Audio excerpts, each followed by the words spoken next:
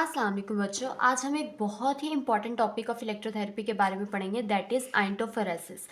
जो फोरेसिस का मतलब होता है, इसका जो वर्ड है इसका मतलब होता है किसी चीज़ को इंट्रोड्यूस कराना या किसी चीज़ को ट्रांसमिट करना। ठीक है, और चूंकि ये आइंटोफोरोसिस है तो इसका मतलब है कि हम क्या कर रहे हैं, आयन को ट्रांसमिट कर रहे हैं, आयन को ट्रांसमिट कर रहे हैं या इंट्रोड्यूस करा रहे हैं बॉडी के अंदर।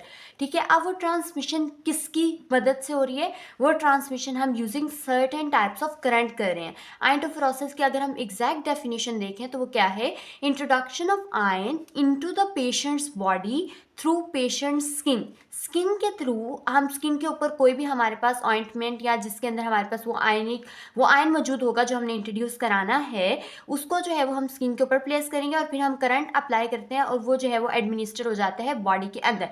So introduction of ions into the body tissues through patient skin by using certain types of current। ठीक है, अब इसके अंदर कौन सा करंट मेनली इस्तेमाल किया जाता है, तो हम लोगों ने याद रखना है कि कांस्टेंट डायरेक्ट करंट वो करंट है जो हम आइंटोफोरोसिस के पर्पस के लिए इस्तेमाल करते हैं। ठीक है, अब हमें किस तरह से जो करंट है उसका मैकेनिज्म बेसिकली होता क्या है। सबसे पहले हमारे पास दो हमें पता है इलेक्ट्रोड्स होते हैं, एक होता है एनोड और दूसरा होता है कैथोड। एनोड के नीचे हम पॉजिटिव आयन प्लेस करेंगे। ठीक है, पॉजिटिव और नेगेटिव आयंस, डिफरेंट आयंस हम आगे पढ़ते हैं, डिफरेंट ट्रीटमेंट्स के लिए इस्तेमाल होते हैं।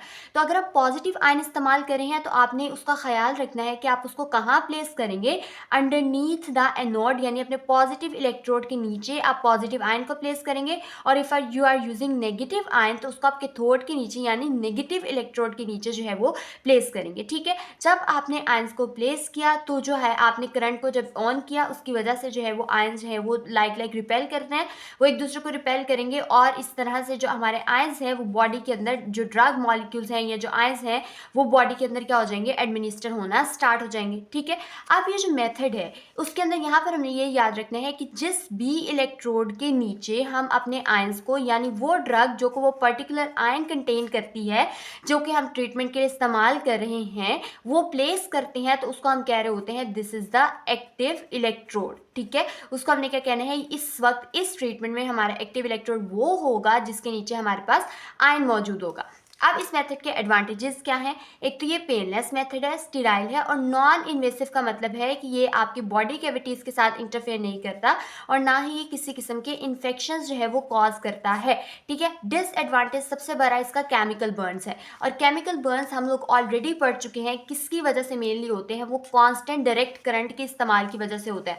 जब कॉन्स्टेंटली करंट फ्लो करता जाता है तो केमिकल बर्न का रिस्क जो है वो इंक्रीज होता जाता है। ठीक है, तो आइंटोफोरोसिस का एक डिसएडवांटेज ये है, दैट इज वाई हम जो है वो करंट को अकॉर्डिंग टू ट्रीटमेंट जो है वो उसकी ड्यूरेशन को, उसकी इंटेंसिटी को जो है वो या पल्स ड्यूरेशन को है वो मॉडिफाई कर लेते हैं। ठीक है, अब इस ट्रीटमेंट की इफेक्टिवनेस क्या है, इसमें हम लोगों ने ख्याल रखना है कि ये जो ट्रीटमेंट है इफेक्टिव कब होगा, वो डिपेंड करता है इंटेंसिटी ऑफ द करंट पे, duration for which the current is being applied और उसके बाद कंसंट्रेशन ऑफ आयन पे। ठीक है, इन तीनों चीज़ों पे जो है वो डिपेंड कर रहा होता है आपकी ट्रीटमेंट की कितना इफेक्टिव है। ठीक है, अगर आपकी करंट की इंटेंसिटी क्या होती है, लो होती है, तो वो ज़्यादा इफेक्टिव होती है पेशेंट के लिए। ठीक है, ये हम आगे हर किसी पैरामीटर को जो है वो डिटेल में देखते हैं। अब यहाँ पर सबसे पहले हमारे पास आ जाता है और साथ ही साथ ये डिपेंड कर रही होती है साइज ऑफ इलेक्ट्रोड के ऊपर भी। ठीक है, अगर हमारे पास इलेक्ट्रोड का साइज क्या हो रहा है, स्मॉल हो रहा है, स्मॉल इलेक्ट्रोड अगर हमारे पास है इसका मतलब है करंट डेंसिटी जो है वो क्या होगी, ज़्यादा होगी। ठीक है, करंट डेंसिटी एक पर्टिकुलर एरिया पे ज़्यादा होगी, दैट मीन्स वहाँ पर जो आयंस हैं वो भी ज़्यादा ट्रांसफर करेंगे। ऑन द अदर हैंड अगर इलेक्ट्रोड का साइज बड़ा होगा तो करंट जो है वो डिस्पर्स हो जाएगा। ठीक है, उसकी वजह से हमारे पास क्या होगा, करंट डेंसिटी जो है वो कम होगी और आयन का ट्रांसफर भी क्या होगा, कम होगा। ठीक है, तो size of electrode should be small for the effectiveness of treatment. ठीक है, करंट डेंसिटी या ड्यूरेशन, अगर आप लो इंटेंसिटी का करंट इस्तेमाल कर रहे हैं तो वो ज़्यादा इफेक्टिव है पेशेंट के लिए, बिकॉज हाई इंटेंसिटी जो है वो बर्न्स भी कॉज कर सकती है। लो इंटेंसिटी में हम लोग जो है वो रेफर करते हैं कि 5 मिली एम्पियर से लेकर 12 मिली एम्पियर जो है वो बेटर करंट है जो कि इस ट्रीटमेंट के लिए इस्तेमाल हो सकता है, और ड्यूरेशन जो है वो इस ट्रीटमेंट के 50 to 20 मिनट्स जो है वो हम रखते हैं, ठीक है। उसके बाद मेथड्स या प्रोसीजर जो है वो हम आइंटोफोरोसिस के लिए इस्तेमाल करते हैं। पहली तो बात ये है कि स्किन को जो है वो प्रॉपरली क्लीन करना है, ठीक है। अगर हेयरी स्किन है तो उसको शेव करना है, बिकॉज वी नो जब करंट फ्लो करेगा तो वो जो है वो उसके साथ इंटरफेयर करेगा, ठीक है। उसके बाद हम लोग जो है वो आयन को प्लेस करते हैं। आयन को हम लोगों ने एक्टिव इलेक्ट्रोड के नीचे प्लेस करना है, ठीक है। यानी अगर पॉजिटिव इलेक्ट्रोड इस्तेमाल कर रहे हैं तो हमारे पास जो है वो उसके नीचे पॉजिटिव आयन इस्तेमाल कर रहे हैं तो एनोड के नीचे, नेगेटिव आयन इस्तेमाल कर रहे हैं तो वह कैथोड के नीचे प्लेस किया जाएगा, ठीक है। अब आयन जो है वो या तो आप ऑइंटमेंट की फॉर्म में प्लेस कर सकते हैं, या फिर जो वो आयन है अगर आपने आयन का सोल्यूशन इस्तेमाल कर रहे हैं, एक्वा सोल्यूशन में इस्तेमाल कर रहे हैं, तो आप उसको क्या करते हैं जो है वो कॉटन पैड के अंदर जो है वो सोक करके स्किन के ऊपर प्लेस करते हैं। आयन हम स्किन के ऊपर प्लेस करेंगे, ये पेशेंट की स्किन है, यहाँ पर आयन प्लेस किया गया है, ऊपर हमारा डिजायर्ड इलेक्ट्रोड है। अगर आयन पॉजिटिव है तो इलेक्ट्रोड क्या होगा, एनोड। अगर आयन नेगेटिव है तो इलेक्ट्रोड क्या होगा, कैथोड। ये चीज़ समझना जरूरी है, बिकॉज यही इसका बेसिक मैकेनिज्म है कि लाइक चार्जेस एक दूसरे को रिपेल करेंगे जब करंट फ्लो स्टार्ट होगा। पॉजिटिव आयन, अगर ये पोलैरिटी इसकी है तो पॉजिटिव आयन एक दूसरे को क्या करेंगे, रिपेल करेंगे, और वो बॉडी के अंदर क्या हो जाएंगे, इंट्रोड्यूस होंगे, ठीक है। उसके बाद अगर आपको एरिथमा यानी रेडनेस ऑफ स्किन अगर आप नोट कर रहे हैं तो इस केस में आप टेल्कम पाउडर को इस्तेमाल कर सकते हैं ताकि वो इस चीज़ को ज़्यादा इरिटेट ना करे, ठीक है। यहाँ तक तो हमारे पास कुछ बेसिक सी बातें थी और ये बहुत ही आसान चीज़ें अभी तक हमने पढ़ी। अब जो चीज़ें हम लोगों ने याद करनी है, ये वाइवा पॉइंट ऑफ व्यू से भी बहुत ज़्यादा इंपॉर्टेंट है, ठीक है। और ये आइंटोफेरोसिस की बेसिस है कि कौन सा आयन कौन से ट्रीटमेंट के लिए इस्तेमाल किया जाता है। फॉर एग्जाम्पल अगर हम पॉजिटिव आयंस की बात करते हैं, ठीक है, पॉजिटिव आयंस की बात करते हैं तो उसमें सबसे पहला क्या है, हाइड्रोकॉर्टिसोन।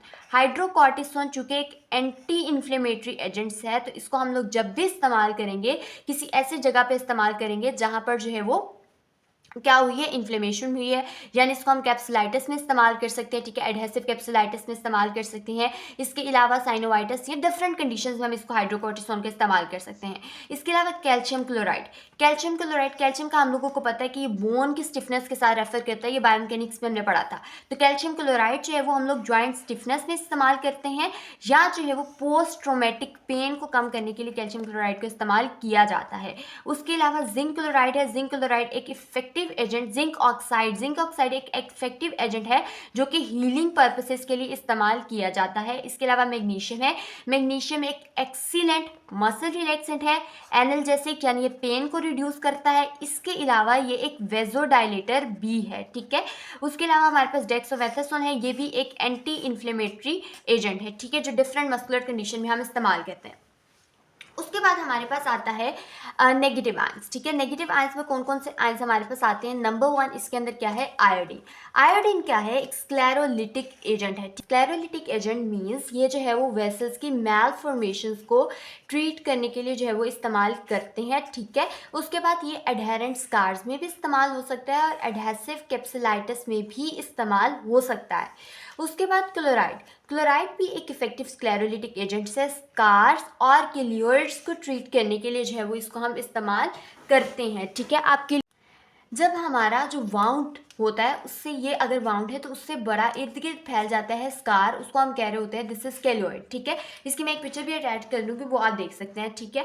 उसके बाद हमारे पास आता है सैलिसाइलिक एसिड जो कि एक नेगेटिव आयन है और ये डीकंजेस्टेंट है, ठीक है, एक स्क्लेरोलिटिक एजेंट भी है और एंटी इन्फ्लेमेटरी एजेंट्स भी है, ठीक है। उसके बाद सोडियम पोटेशियम सिट्रेट, ठीक है, ये जो आयंस है ये हम लोग यूज़ करते हैं आरए यानी रूमेटॉइड आर्थराइटिस के केस में इन्फ्लेमेशन को कम करने के लिए सोडियम या पोटेशियम सिट्रेट को आइंटोफेरोसिस के थ्रू इस्तेमाल किया जाता है। उसके बाद ईथर या टैप वाटर को हम हाइपरहिड्रोसिस में इस्तेमाल करते हैं। हाइपरहिड्रोसिस एक ऐसी कंडीशन होती है जिसमें एक्सेसिव जो है वो स्वेटिंग हो रही होती है। आपने याद रखना है कि आइंटोफेरोसिस सबसे ज़्यादा हाइपरहिड्रोसिस के लिए जो है वो इस्तेमाल किया जाता है। इसके अलावा हमारे पास एक आयन, उसको स्पेसिफिकली इसने मेंशन किया है कि ईथर और टैप वाटर के साथ अगर हम ग्लाइपायरोनियम ब्रोमाइड आयन को ऐड करते हैं तो इफेक्टिवली वो हाइपरहिड्रोसिस आइंटोफेरोसिस के ट्रीटमेंट में इस्तेमाल किया जा सकता है, ठीक है। इसके अलावा कुछ और आयंस का यहाँ पर मैंने एक टेबल अटैच किया है जिसमें आपको डिफरेंट कंडीशंस और उनके अंदर यूज़ होने वाले आयंस के बारे में बताया गया है, ठीक है।